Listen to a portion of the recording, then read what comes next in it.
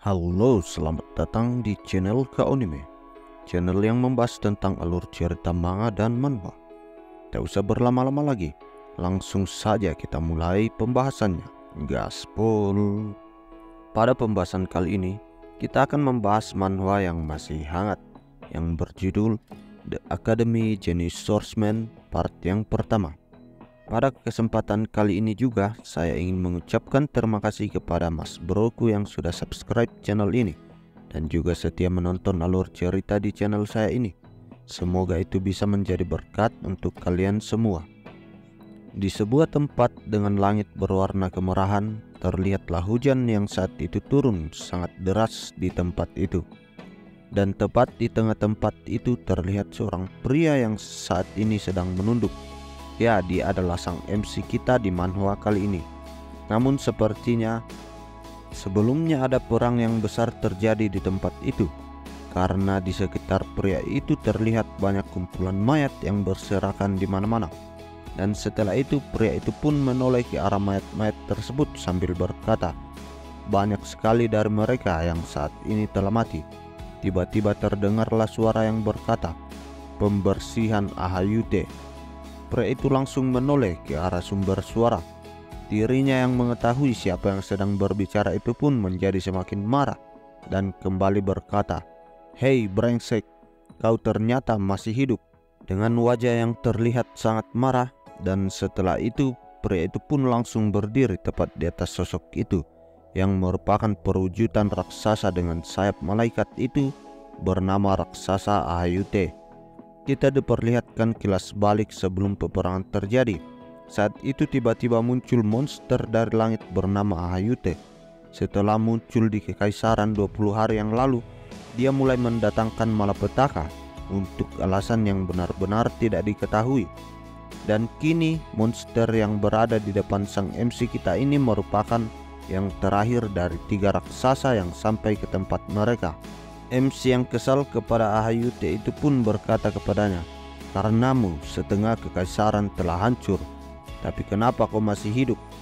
Ahayute yang mendengar perkataan itu pun berkata, "Kau tidak perlu khawatir karena aku tidak akan bertahan lama lagi, dan tidak lama lagi aku juga akan segera kembali ke sisinya." Mendengar itu sang MC menampilkan wajah yang sangat lega dan kemudian berkata, "Baiklah, itu bagus, kau bisa mati dengan temanmu." Mendengar perkataan teman dari sang MC, Ahayute pun jadi kebingungan. Karena itu MC kita menjelaskan kepada Ahayute bahwa teman yang dimaksudkan olehnya adalah 2 raksasa yang ikut dengannya, yang salah satunya telah menjadi raksasa goreng karena amarah naga merah, dan yang satunya telah disegel dalam keabadian oleh Pak Tua yang dipanggil Lorehan. Dengan wajah yang terlihat sangat percaya diri, MC kita pun kembali berkata, "Kau mengerti itu bajingan." Namun mendengar perkataan dari sang MC itu, Ahayute cuma berkata, "Jangan bicara omong kosong seperti itu. Kami anak-anak bintang saling berbagi penglihatan. Penyihir dan naga itu telah dimusnahkan bersama dengan mereka. Juga begitu pun dengan dirimu." Mendengar itu sang MC pun berkata dengan nada yang sangat merendahkan, "Apa maksudmu? Aku ini masih hidup. Jadi apa yang sedang kamu bicarakan sebenarnya?" Ahayute pun membalas, "Ku bilang jangan terburu-buru. Aku tahu bahwa kau telah mencapai akhirnya. Aku bersyukur kau telah berlatih sepenuh hati. Kau telah menjadi penghalang besar untuk kawanan kami, tapi ternyata kau akan ikut mati bersama kami." Mendengar itu sang MC pun menjadi sangat kesal dan berkata, "Baiklah, jika sudah tidak ada yang ingin kau katakan lagi, aku akan mengakhiri hidupmu di sini. Jadi diam dan matilah." Mendengar itu Ahayute kembali menjawab, "Kau adalah manusia yang hebat. Tidak apa-apa menjadi bangga sedikit, tapi pada akhirnya duniamu ini akan segera ditelan oleh cahaya bintang, dan semua akan menghilang." Tepat setelah kata-kata itu, sang MC langsung menebas kepala Ahayute yang membuat Ahayute itu pun mati. Setelah itu sang MC pun kembali berdiri sambil berkata, "Kau ingin aku melakukan apa dengan semua yang terjadi?" Dirinya yang sudah mulai tidak berdaya itu pun mulai mengingat rekan-rekan seperjuangannya dahulu. Mereka pun saat itu terlihat sangat mempercayai sosok MC kita ini. Kemudian MC kita ini mulai mendatangi tumpukan mayat yang merupakan mayat dari rekan-rekannya, sembari berkata, "Dasar kalian bodoh, kebanggaan macam apa yang membuat kalian mau bertarung sampai mati seperti ini? Apa kalian pikir kalian semua kuat karena diriku? Kau harus membaca tempat untuk melarikan diri. Jangan bertindak bodoh seperti ini. Kenapa pada akhirnya hanya pedangku saja yang bekerja kepada mereka? Jika bukan karena itu, akan sangat mustahil mendisiplinkan prajurit yang berdiri di garis depan. Dan kalian tidak akan mati duluan seperti ini. Aku tidak tahu kebenaran apa yang ada di dunia ini." Tiba-tiba pria itu pun perlahan-lahan mulai kehilangan kesadarannya. Namun tiba-tiba dirinya mulai mendengar suara dari seseorang. Sang MC pun kemudian mencoba untuk bangkit dan mengecek ke arah sumber suara. Dia melihat ada rekannya yang masih selamat. Sang MC pun berkata, "Jadi kau masih hidup, Komandan Agung." Namun saat itu terlihatlah tubuh Komandan Agung yang saat ini telah terpotong lengan kanannya. Adesan yang melihat pria itu pun kemudian berkata, Bukankah kau Ronan? Jadi nama sang MC kita adalah Ronan. Lanjut, kau seorang kopral, ternyata kau masih hidup." Adesan pun bertanya kepada Ronan, "Yang terpenting di sini apa yang terjadi pada AHYUT itu? Apakah dia telah mati?" Ronan yang mendengar itu pun langsung menjawab dengan percaya diri, "Ya, aku telah membunuhnya. Tubuhnya tidak jauh dari tempat ini." Mendengar itu Adesan menjadi sangat lega dan tiba-tiba mengeluarkan air mata sembari berkata, "Terima kasih, Ronan." Ronan yang melihat itu pun kebingungan. Kenapa dia menangis saat mengucapkan terima kasih padanya? Ronan pun kemudian berkata kepada Adesan, "Jika komandan memang ingin berterima kasih padaku, aku punya satu permintaan untukmu." Mendengar itu Komandan Agung langsung bertanya, "Apa permintaanmu?" Ronan pun meminta agar prajurit-prajurit buangan dibiarkan untuk bersemayam dengan sangat layak. Adesan yang mendengar itu langsung kebingungan dan berkata kepada Ronan, "Aku yakin kalau kau saat ini terlihat lebih sehat dariku, bukan? Akan lebih baik jika kau sendiri yang mengurus mereka." Mendengar itu tiba-tiba Ronan langsung batuk darah dan dari dalam mulutnya terlihat darah yang bercucuran keluar. Dia pun menunjukkan itu kepada Adesan sambil berkata, "Komandan, lihat ini, apa maksudmu? Aku lebih sehat darimu. Aku ini bisa mati kapan saja." Komandan yang mengetahui fakta itu kemudian bertanya kepada Ronan, "Aku ingin mengetahui apa ada hal yang ingin kau lakukan jika kau mampu bertahan hidup." Ronan pun menjawab, "Ya, aku punya banyak sekali hal yang ingin kulakukan." Dengan wajah yang tersenyum, namun Ronan kemudian menoleh ke atas langit sambil berkata, "Tapi satu-satunya yang bisa terpikirkan olehku saat ini hanyalah pergi ke akademi. Itu adalah keinginan dari mendiang kakakku. Dia selalu ingin untuk mengantarkanku pergi ke akademi. Tapi sayangnya tak lama lagi aku pasti akan kembali bertemu dengan keluargaku yang telah tiada." Mendengar itu Adesan pun berkata, "Jangan putus asa begitu. Ketika hujan berhenti, kelompok pencarian pasti akan datang kepada kita." Ronan yang mendengar itu pun berkata kepada Komandan Adesan, "Bukankah sudah kubilang tidak ada harapan lagi?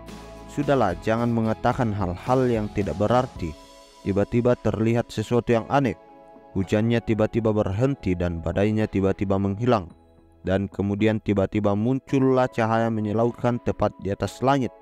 Dan terlihat AHYUT yang sangat berbeda dari sebelumnya, yang memiliki 8 sayap, dan tampak di sekitar AHYUT itu terlihat kumpulan AHYUT yang lain yang sedang berkumpul. Melihat itu mereka berkata, "Apa-apaan ini? Dari mana mereka datang?" Melihat itu Adesan pun menjadi frustasi dan berkata, "Ini mustahil, 3 raksasa sebelumnya bukanlah akhir dari semua ini. Pada akhirnya aku memang tidak bisa menyelamatkan dunia. Padahal aku telah mengulanginya semuanya sebanyak 3 kali." Dari mata Komandan Adesan terlihat frustasi yang sangat mendalam. Sepertinya ada yang salah. Mengulang kehidupannya sebanyak 3 kali dan mati di tempat yang sama. Dia pun hanya memiliki 1 kesempatan lagi yang tersisa. Namun masih belum bisa memikirkan semua cara untuk lolos dari semua ini. Dan karena itu pun Adesan cuma terdiam di tempat itu. Namun tiba-tiba terdengarlah suara Ronan yang berteriak, "Hei, "Hei komandan, apa yang harus kita lakukan? Ayo sadarlah cepat. Gunakan api atau apapun untuk melempar diriku ke atas. Aku tidak bisa menjangkau mereka dengan pedangku dari sini." Adesan yang melihat kegigihan Ronan yang sekarang yang masih mau bertarung, Adesan pun jadi semakin kebingungan dan kemudian berkata kepada Ronan dengan wajah yang sudah tidak memiliki semangat, "Apa kau ingin membunuh mereka? Apa kau benar-benar ingin bertarung di situasi seperti ini?" Ronan yang mendengar perkataan itu dari komandan Adesan itu pun kemudian menjawab, "Tentu saja. Apa kau ingin aku duduk diam dan mati begitu saja? Bahkan jika aku mati." Ronan pun saat itu menarik pedangnya keluar dari sarungnya sambil berkata, "Aku akan memberikan sesuatu kepada bajingan ini." Melihat tekad Ronan yang begitu kuat, Adesan pun melihat sedikit harapan. Dia pun berkata dalam hatinya, dia tidak berniat untuk menyerah di situasi seperti ini. Pria seperti itu yang mungkin bisa mencapai tahap ini. Jika itu dia, mungkin dia bisa menyelamatkan dunia ini. Melihat Adesan saat itu masih belum bertindak apa-apa, Ronan menoleh ke belakang dan terlihat Adesan yang saat ini meraih pundak Ronan. Tiba-tiba ketika Ronan menoleh ke belakang, Adesan langsung menciumnya. Namun ciuman itu ternyata bukanlah ciuman biasa.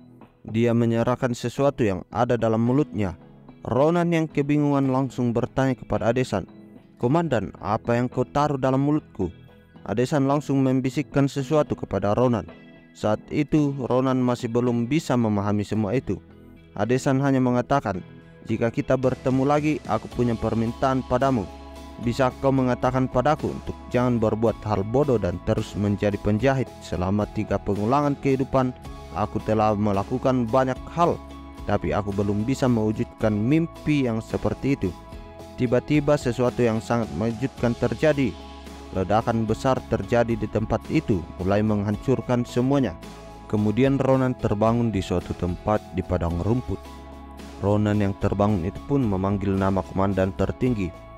Ronan pun berkata, "Ini mustahil, ini adalah kampung halamanku." Ronan yang sedang kebingungan terus bertanya-tanya dalam hati, apakah aku benar-benar kembali ke masa lalu? Seperti yang komandan katakan, saat ini Ronan masih kebingungan karena semua perkataan dari komandan Adesan ternyata benar. Ronan saat itu mengingat flashback sebelumnya. Saat itu Ronan bertanya apa yang dimasukkan oleh komandan Adesan ke dalam mulutnya. Komandan Adesan pun berkata bahwa yang ditelan oleh Ronan itu merupakan orb yang bisa memutar waktu kembali. Adesan juga menjelaskan kepada Ronan, "Aku hanyalah seorang penjahit. Aku bisa naik ke posisi komandan besar karena semua ini. Meskipun orb tersebut bisa membuat regresi sebanyak 4 kali, tapi aku telah mengulanginya sebanyak 3 kali. Jadi hanya ada 1 kesempatan lagi, dan aku hanya bisa menyerahkan semuanya kepadamu. Kekuatan untuk menaklukkan para raksasa ini. Aku yakin kau adalah kunci untuk menghentikan kehancuran dunia ini." Adesan membisikkan sesuatu kepada Ronan, "Kau harus mengasah kemampuanmu. Aku lega kamu punya keinginan seperti itu, dan kuharap kau mau belajar dan pergilah ke Akademi Pileon. Itu adalah tempat yang berisi orang-orang yang sangat hebat. Jadi aku yakin itu akan membantumu. Dan jika kita bertemu lagi, bisa kau katakan kepada diriku untuk jangan melakukan hal bodoh dan terus menjadi penjahit. Aku telah melakukan banyak hal kecuali yang satu itu." Setelah itu dia yang telah terbangun itu pun langsung membenturkan kepalanya ke pohon sambil berkata, "Ya, apakah ini memang sungguhan? Kalau ini mimpi, kumohon bangunkan aku dari tidurku." Kini Ronan pun sadar, ternyata telah kembali ke masa lalu. Apa yang harus kulakukan di sini seorang diri? Namun tiba-tiba dia berkata, "Ini masa lalu, kalau begitu bukankah aku masih bisa melihat kakakku?" Ronan saat itu terus berlari melewati kumpulan orang-orang di tempat itu sambil berkata dalam hatinya, "Jika aku benar-benar kembali ke masa lalu, mungkinkah aku tidak salah jalan? Aku rasa sudah lama tidak bertemu dengannya." Namun tiba-tiba Ronan pun berhenti karena melihat para berandalan yang sedang menyiksa seseorang. Dia melihat ada seseorang yang dibuli dengan digantung menggunakan sihir telekinesis. Ronan pun berkata bahkan di medan perang sosok seperti itu sangat jarang, tapi malah muncul di pedesaan seperti ini. Kemudian berpindah ke tempat para berandalan itu. Terlihatlah seseorang yang sedang menggunakan sihir, tapi dirinya ternyata sangat takut karena dirinya sendiri juga dipaksa oleh para berandalan itu. Dia pun berkata, "Sampai kapan mereka akan melakukan ini? Kalau begini, akan ada sesuatu yang buruk terjadi kepada anak itu." Di sisi lain, anak yang sedang dibuli itu pun terus memohon ampunan sambil berkata bahwa dirinya benar-benar tidak punya uang lagi. Apalagi obat ibunya bulan ini harganya yang sangat mahal. Namun berandalan itu pun tidak memiliki rasa kasihan dan berkata dengan wajah yang mengesalkan, "Aku ini kan menjara uangmu. Jadi buat apa aku harus memikirkan kesehatan ibumu? Itu tidak ada untungnya untukku. Serahkan saja semuanya padaku." Si pembuli itu pun berkata kepada si rambut merah yang bisa menggunakan sihir itu, "Angkat dia sampai ke atas pohon." Mendengar itu si rambut merah pun semakin takut dan berkata, "Aku tidak berani. Jika aku menggantungnya lebih tinggi dan tidak sengaja menjatuhkannya, dia pasti akan mati." Namun mendengar itu si pembuli itu pun berkata dengan wajah yang sangat mengesalkan, "Padahal kau bukan perempuan. Kenapa kau begitu takut? Diam dan patuhi saja, Asele." Jadi si rambut merah itu bernama Asele. Bahkan berandalan itu mengancam, "Jika kau tidak mau mematuhi perkataanku, maka kau juga akan digantung di tempat itu." Asel pun langsung ketakutan dan berkata dalam hati, "Kenapa semua malah menjadi seperti ini? Apakah salahku mempelajari sihir? Aku ingin menunjukkan kepada dunia bahwa aku juga mahir dalam sesuatu. Aku harus bilang kepada berandalan ini, aku tidak bisa melakukan perintahnya. Tapi entah kenapa aku sangat takut. Aku tidak bisa mengatakan apapun." Ketika Asele ingin meminta mereka untuk menghentikan semua itu, tiba-tiba Ronan yang memukul kepala Asel sambil berkata, "Berhentilah bertindak bodoh. Kalau begitu kau bisa membunuhnya." Melihat ada yang mengganggu rencananya, berandalan itu pun berkata, "Ah, sialan. Sebenarnya dari tadi kau ngapain? Kalau kau berhenti, kau akan kugantung juga sekarang." Namun sebelum Asel menanggapi perkataan itu, Ronan yang malah menyerobot dan berkata, "Apa kau bisa berbicara padaku sebentar? Ada hal yang ingin aku bicarakan denganmu." Saat itulah berandalan itu yang marah-marah sama Ronan, tapi Ronan benar-benar tidak memperdulikannya. Ronan pun bertanya pada Asel dengan berkata, "Dari mana kau mempelajari sihir telekinesis seperti itu?" Asel pun menjawab, "Aku mempelajarinya dari sebuah grimoire yang aku beli dari seorang penjual keliling." Mendengar itu Ronan pun menjadi kagum dan berkata dalam hatinya, "Apa? Dia bisa sebat ini hanya dengan menggunakan grimoire yang murahan itu? Ini cukup luar biasa. Aku pasti tahu bahwa orang ini sangat berbakat. Dengan ada dirinya, aku bisa melakukan persiapan yang besar untuk menghadapi para raksasa itu." Namun di saat Ronan sedang memikirkan hal itu, terdengarlah desisan pedang yang keluar dari sarungnya. Ronan yang mendengar itu pun berkata, "Ini adalah suara pedang." Dan tiba-tiba berandalan itu pun bersiap untuk membunuh Ronan sambil berkata, "Beraninya kau mengabaikan diriku." Dia pun mulai membual dan melesat ke arah Ronan dengan mengarahkan pedangnya kepada Ronan. Ronan yang melihat serangan itu pun cuma diam dan berkata dalam hatinya, "Ini pedang panjang sungguhan. Dari mana sialan ini bisa mendapatkan sesuatu seperti ini? Tapi postur tubuhnya buruk sekali. Tapi dia memang cukup kuat. Sepertinya dia memang punya standar di sini. Namun untuk diriku semua itu masih belum cukup." Ronan pun menghindari serangan itu dengan mudah. Melihat Ronan yang bisa menghindari serangan pedangnya, berandalan itu pun terkejut dan berkata dalam hatinya, "Apa dia bisa menghindari semuanya dengan mudah?" Dan Ronan berkata di dalam hatinya, "Meskipun tubuhku ini lebih mudah, tapi tetap saja yang tertanam pada diriku adalah aku yang masih seorang prajurit yang terampil. Instingku masih sama seperti yang dulu." Beralih ke berandalannya itu pun, kini dia tertawa dan berkata, "Kau ternyata cukup beruntung, padahal tadinya aku ingin membuatmu sekarat." Mendengar itu Ronan pun berkata, "Aku ini memang cukup beruntung hari ini. Kau tahu selama hidupku sebelumnya, aku selalu hidup dengan malang." Berandalan itu pun berkata, "Karena sudah seperti ini, berlututlah dan memohon ampun padaku. Dengan begitu aku akan mengampuni nyawamu. Tapi tentunya kamu akan pulang hanya dengan sebelah lengan. Tapi jika aku pikir-pikir, kalau aku membunuhmu, aku akan memperlakukan kakakmu dengan baik. dan aku akan menjadikan dirinya sebagai selirku.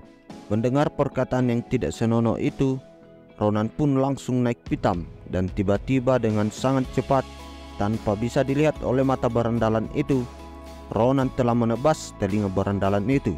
Berandalan itu pun langsung berteriak kesakitan karena telinganya itu sudah terpotong. Ronan yang sangat marah itu pun berkata, "Apa kamu benar-benar ingin cari mati?" Para kawanan dari berandalan itu pun kebingungan dan ketakutan melihat Ronan yang memotong telinga berandalan itu hanya dengan menggunakan sebuah tongkat. Ronan pun berkata, "Pergilah dari sini bersama dengan bajingan ini jika kalian tidak ingin berakhir sama sepertinya, dan tentu saja tinggalkan semua barang yang kalian curi." Dan setelah itu mereka pun semua menuruti perkataan Ronan dan menyerahkan semuanya. Di sini Ronan menyerahkan harta itu kepada pria yang sebelumnya dibuli. Pria yang menerima harta sebanyak itu pun berkata, "Apa? Ini terlalu banyak.